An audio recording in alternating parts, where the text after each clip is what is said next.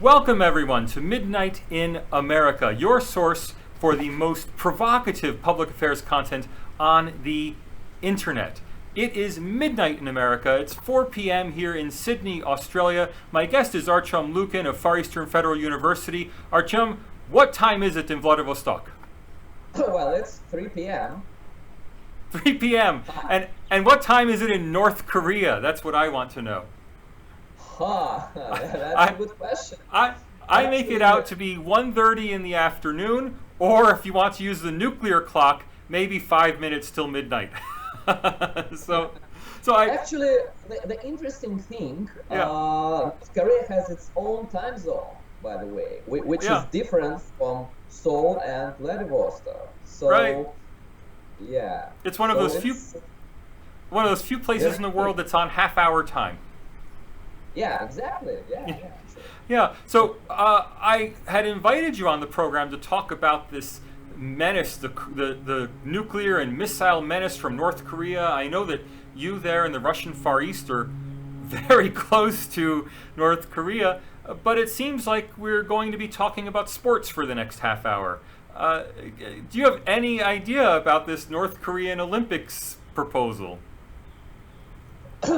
Yeah, sure. I think everyone who follows the Korean situation knows that just the other day, on January the 9th, the North and South representatives met at Panmunjom, which is a place just on the demilitarized zone between North and South Korea, where they had negotiations for many hours, and they achieved quite some encouraging results. The most important of them is that a North Korean delegation is coming to Pyeongchang to the Winter Olympics Games, and this gives us some hope that for about 2 months, for the duration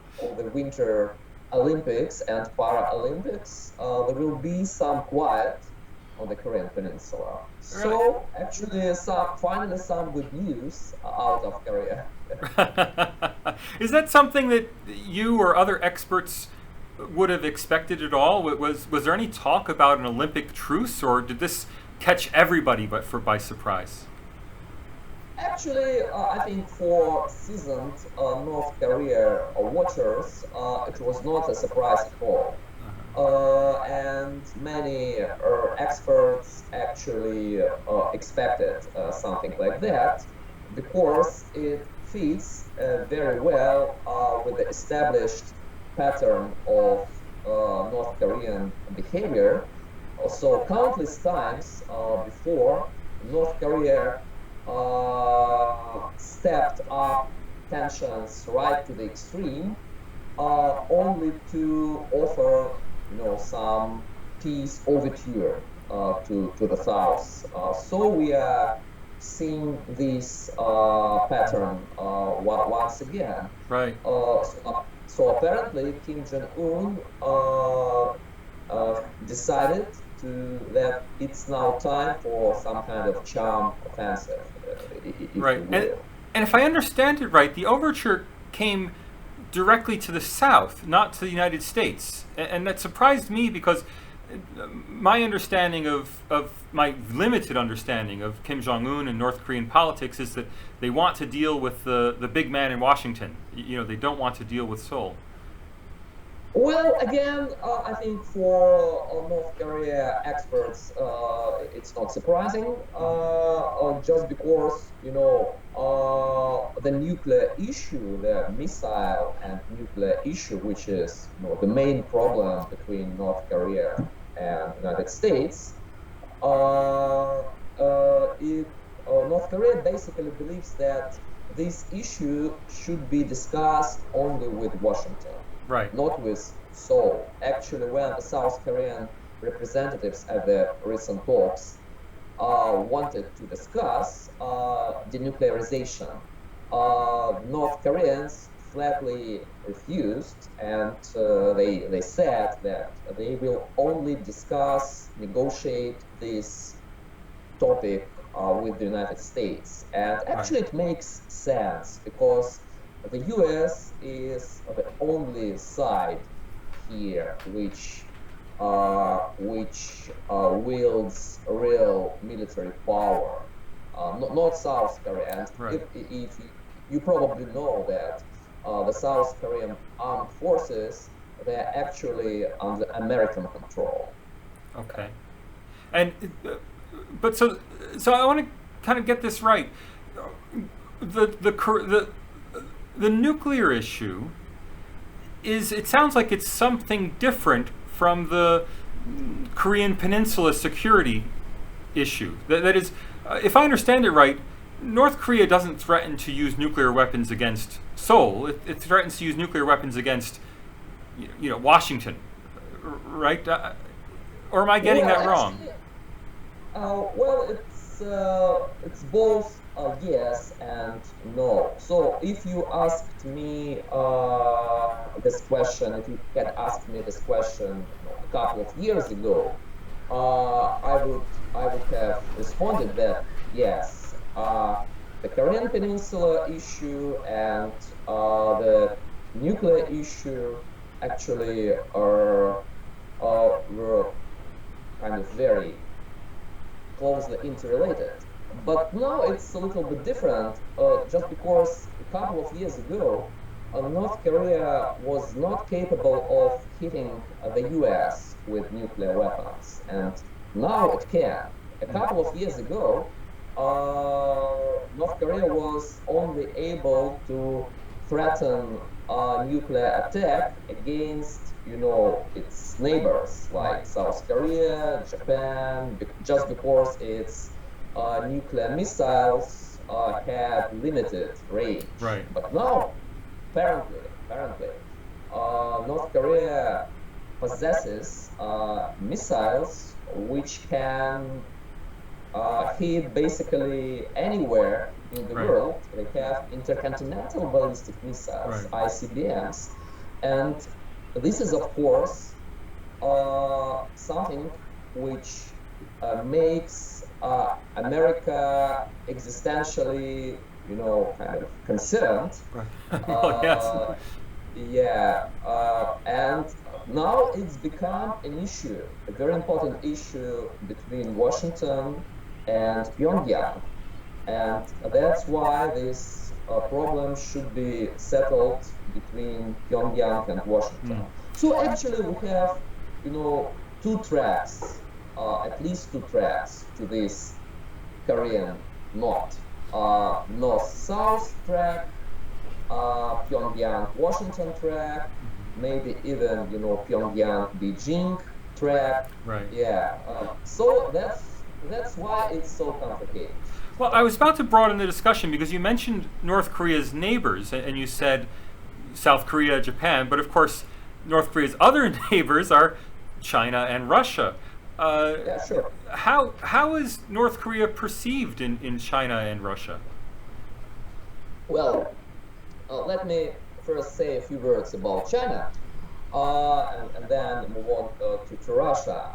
Actually, as far as I understand, as far as I know, the perception of North Korea in China is frankly not very good these days. Really? Even though they are formally, officially allies, and China is North Korea's only official ally, by the way, most Chinese, both ordinary people and elite people, they frankly dislike North Korea. Really? Yeah, to put it mildly. Yeah. So, would you feel any love for a country which, tests ever powerful nuclear devices just next to your border, and your border cities and towns, they're literally shaken by those. Oh, literally? Explosions.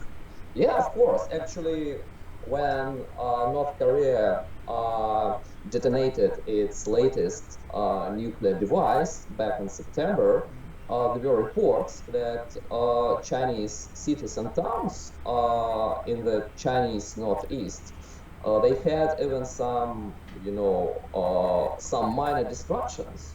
So buildings, they didn't collapse, fortunately, but they developed, some cracks, Little cracks, broken, sure. broken windows, and so on. So it's extremely unpleasant to put it mildly. Yeah, and another thing which is, I think, probably even more important. China sees Korea, both South and North, as kind of the junior brothers. So of course there is the Middle Kingdom, China, Right. and there are so-called tributary states, or junior states who have historically been part of Chinese sphere of influence, Right. this Confucian, sphere of influence.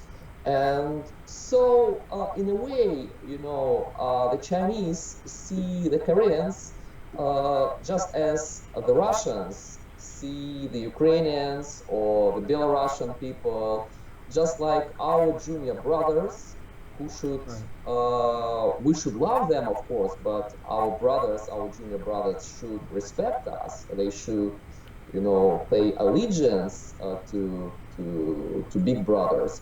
So this is the way China sees Korea, and North Korea obviously shows utter defiance to China.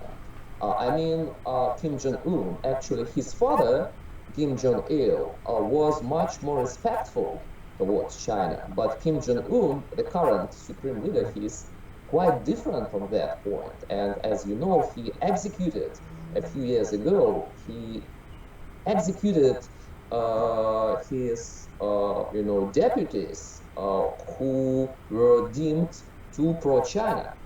So, just to sum up, the Chinese attitude towards North Korea right now is very bad, and probably that's one reason, quite apart from American pressure, why China is really tightening the screws on North Korea. China is now really truly enforcing the virtual economic blockade against North Korea. Right. Yeah, so I think the Chinese sanctions against North Korea, they are now quite real.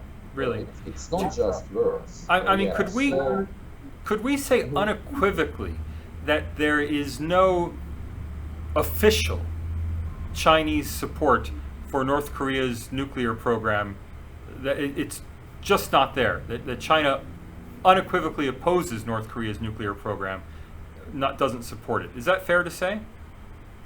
Yeah, sure, of course. Yeah. I think China, both officially and or unofficially, both de jure and de facto, China opposes Right.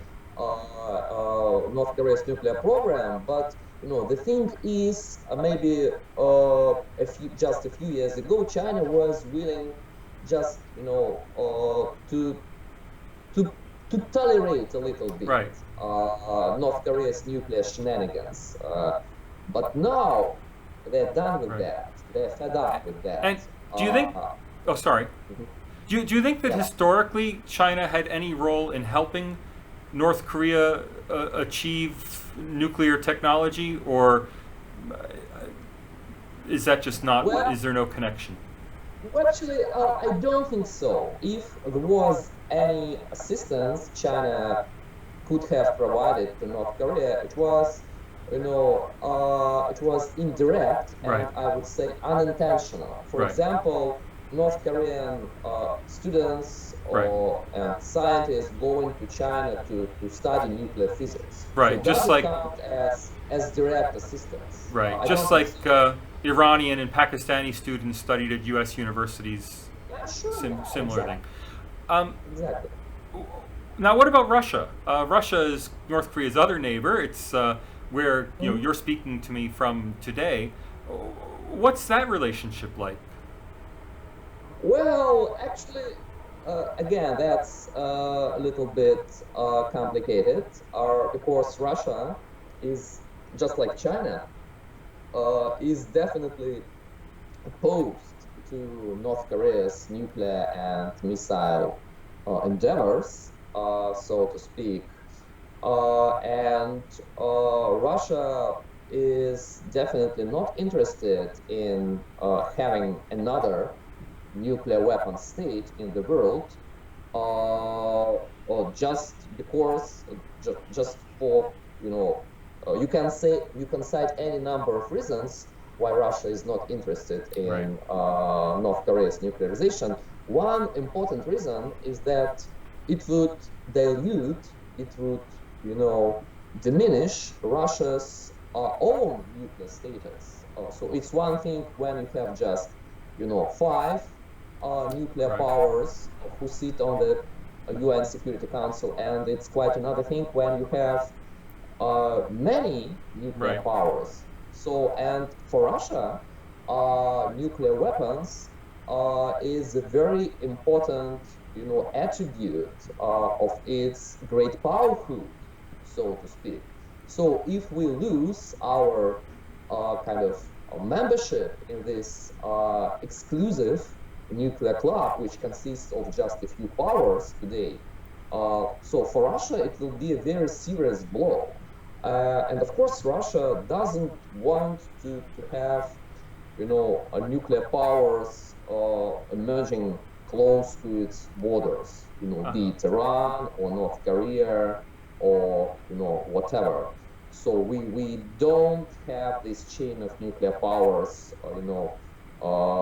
close to Russia. I think that's quite evident. Yeah, another concern for Russia is that North Korea's nuclear program would prompt Japan and South Korea to go nuclear.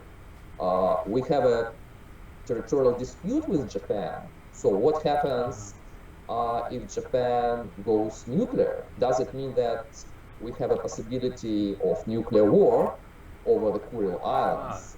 So I hadn't thought of that.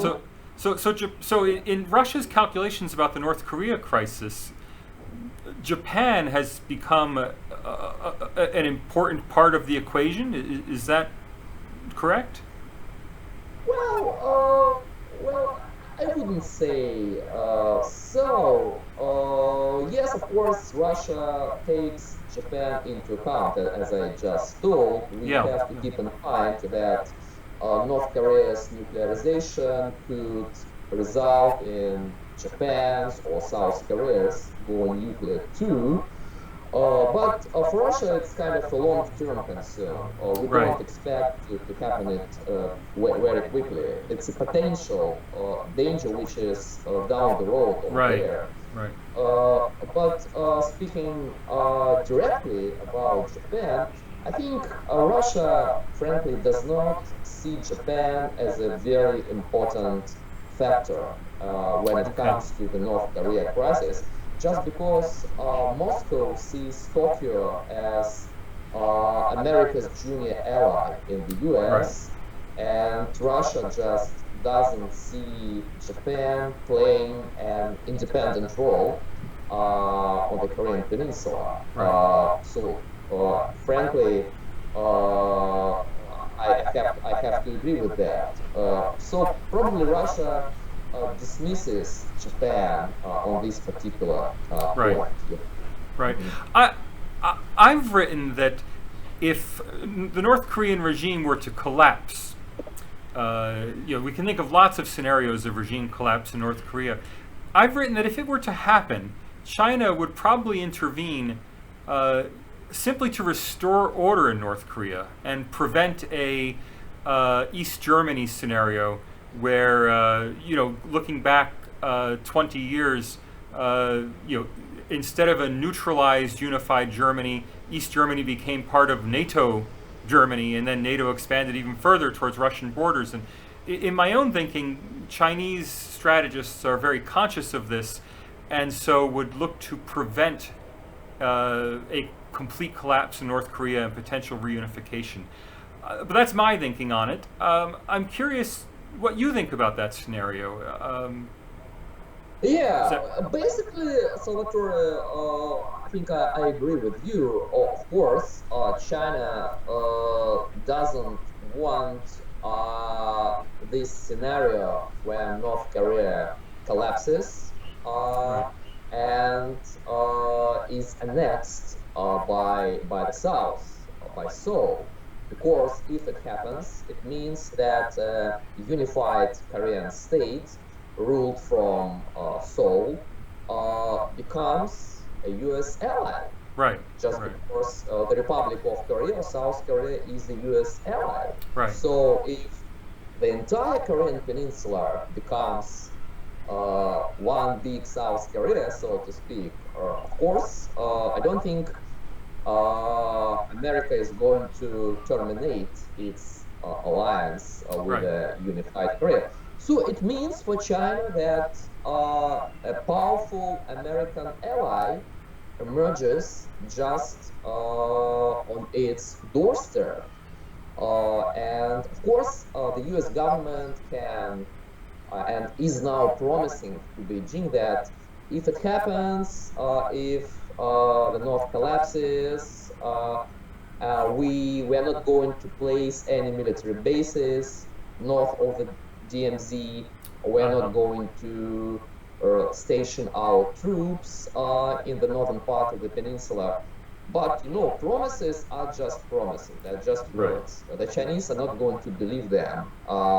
Even if President Trump or Rex Tillerson gives such promises. So they're just a piece of paper, yeah, right, or just or even less than that.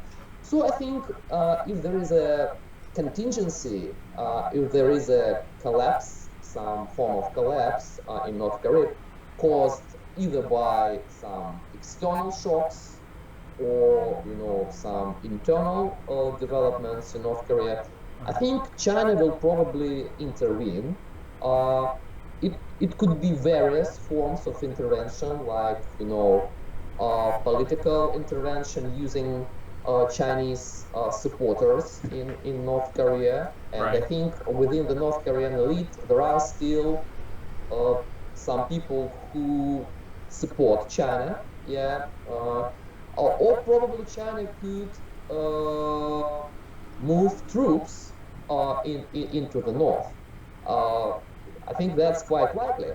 And of course, China would aim to install a government in North Korea which would be friendly and loyal to right, China. So kind of, maybe not just a puppet regime, but at least a government which is loyal to Beijing. right. And I think they could do that. They could do that, yeah. Yeah, I mean, North Korea also shares a border with Russia. It's not as extensive as the border with China. Uh, would there be any Russian involvement if the North Korean regime were to collapse? Is there any role for Russia in such a scenario? Yeah, yeah. Actually, that's a very good question. As you mentioned, yes, Russia shares common border, land border with Right. North Korea. It's just 18 kilometers long, but still a border. Yeah, and there is a railway bridge which connects Russia and North Korea. Yeah, and of course there is a uh, maritime border too.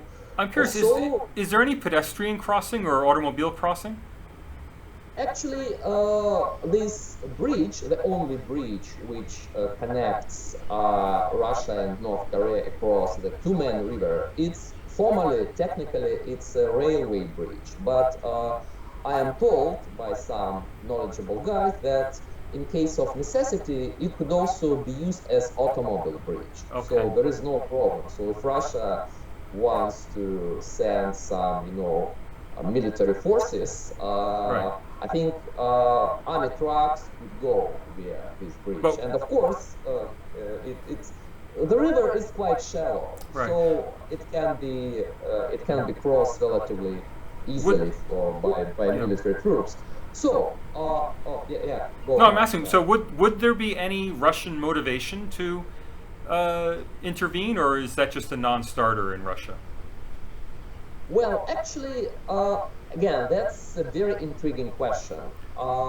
American analysts, at least until recently, they tended just to ignore any possibility of Russian military involvement in the North Korea contingency.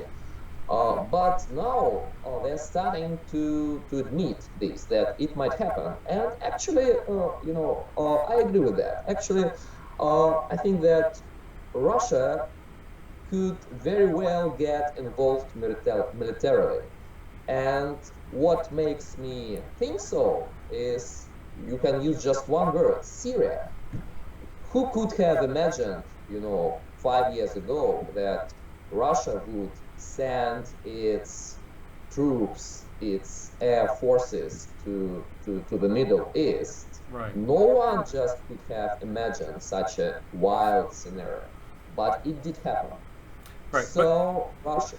So I think we could probably see a similar thing on the Korean Peninsula if Putin decides that it's in the Russian strategic interests. Yeah. If Russia were to get involved in North Korea, which side would it support? I'm very curious to know. Just one word, China. Oh, really? Yeah, so certainly not the Kim Jong-un regime.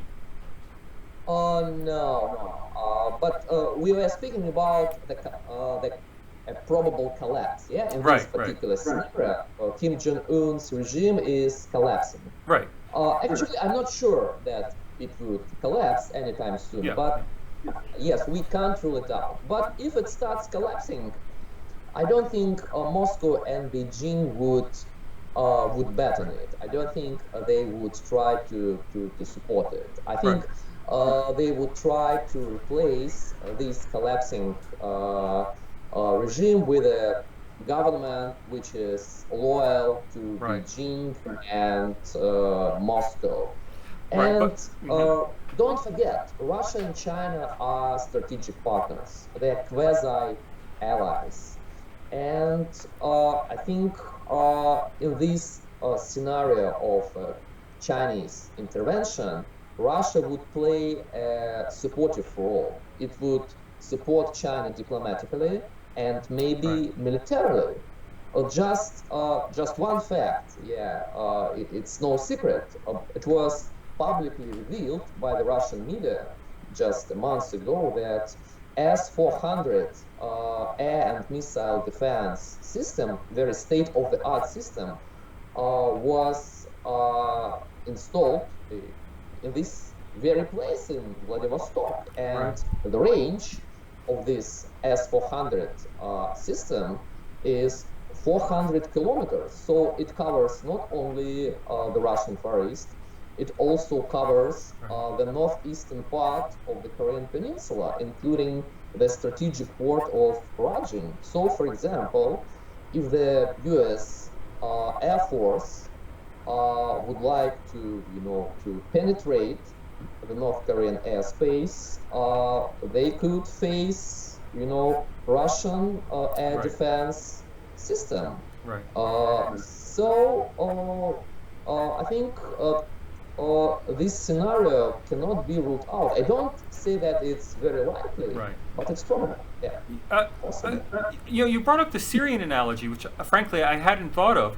And in Syria, of course, Russia intervened to stabilize the existing and very globally unpopular regime, the Assad regime in Syria.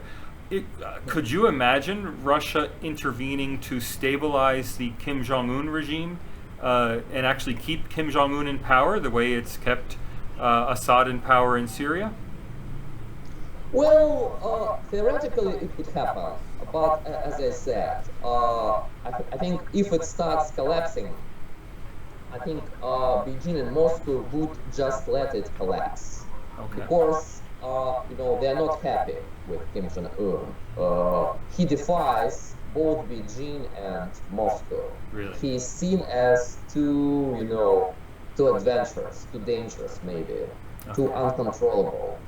And Assad yeah, you may not like him, of course, but he's not as, if I might put it this way, he's not as adventurous as, as Kim Jong-un. Yeah, he's just fighting for the survival of his Right. family and his regime, but he doesn't threaten his neighbors with nuclear weapons, right? Right. So I think Moscow and Beijing would aim for the replacement of the current unpredictable regime with a more predictable and, most importantly, more loyal North Korean government.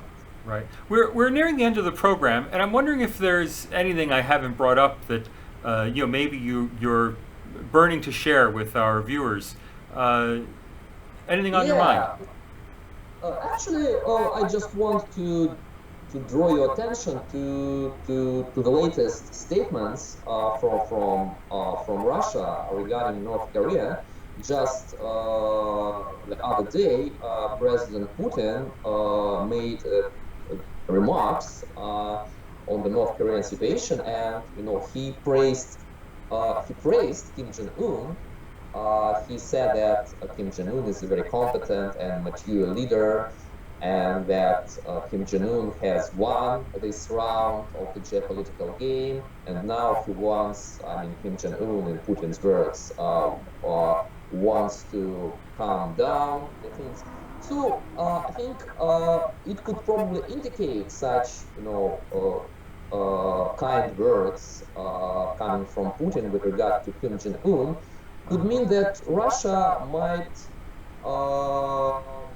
want to position itself as a broker in potential negotiations with North Korea. And actually, Russia has been quite active, offering its services as a kind of diplomatic facilitator in resolving this crisis between Pyongyang and Washington. And currently, Russia is probably the only major power with which North Korea has more or less normal, and you could even say friendly, Oh, really? relation. More so than with China. No, actually, as I said, the Chinese dislike Right, North right. Koreans. Yeah, and the North Koreans, frankly, I can tell you quite, I've heard this from reliable sources. The North Koreans hate the Chinese. They don't like this idea of a big brother and Right. a little brother. They see themselves as an independent, great, now nuclear armed power. So they're not going to kowtow to Beijing anymore. So it's a very fraught relationship between Beijing and Pyongyang right now. And so Moscow is probably the only neighboring power with which North Korea has more or less, smooth relationship. So that gives Russia a potential diplomatic role, acting as a kind of, middleman or, facilitator in what's going to be a very protracted and difficult diplomatic process. Yeah. Ah. Well, thank you for that final insight, and thank you for all of your insights. I really do appreciate you appearing on the program. Next week we'll have. Thanks for being on. Next week we'll have Jean-Jonathan Bourget, who will talk about the Macron government in France. Until then, thanks everybody, and we will see you next week. Thank you, Artyom Lukin from Vladivostok, for appearing on the show. Thank you.